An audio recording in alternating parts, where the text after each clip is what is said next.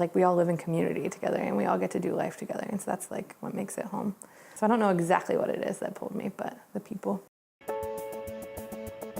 For me, like home is more about the people and the relationships. Like I always just had different pockets of friends and always wanted to get them together and get to know one another.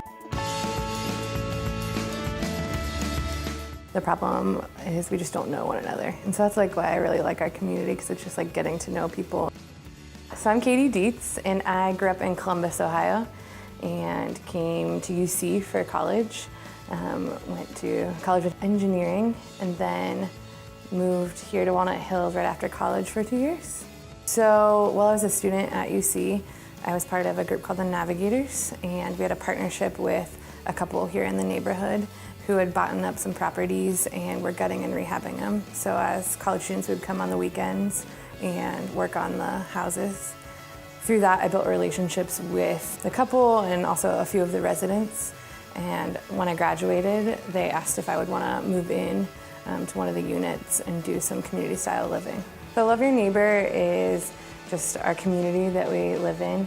We mix up socioeconomics, race, and just people from the neighborhood and not living together and loving on one another, doing life, learning how each other does life, because we all do it differently.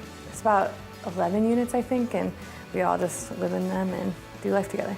We're also starting a business in the neighborhood. Green Man Twist is going to be a soft serve ice cream shop opening up on McMillan in Green Man Park.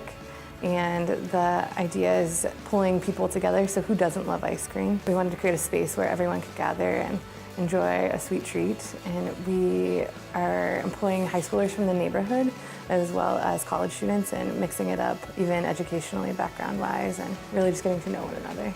And the business is going to be ran kind of like a training grounds for entrepreneurship. So open books and everyone gets a say in how we handle any of our income and what kind of promotions and things we want to do. So really giving ownership to the whole employee.